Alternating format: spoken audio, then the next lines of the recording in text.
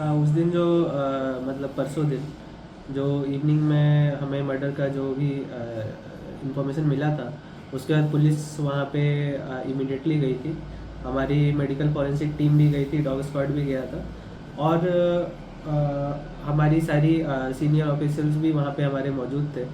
तो उसके बाद हमने इस पे प्रिलिमिनरी इन्वेस्टिगेशन करते हुए, और इस इन्वेस्टिगेशन के बाद हमने एक प्राइम सस्पेक्ट लिटन देवर्मा, जो कि वही नेबर है और उसका कुछ अपना मोटिव है, उस मोटिव को एक्सप्लोर करते हुए हमने उसको अरेस्ट किया है।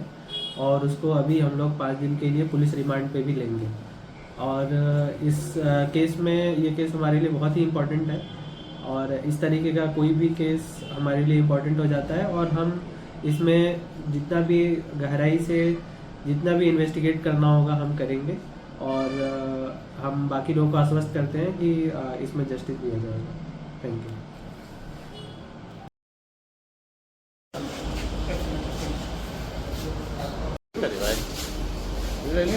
Ano?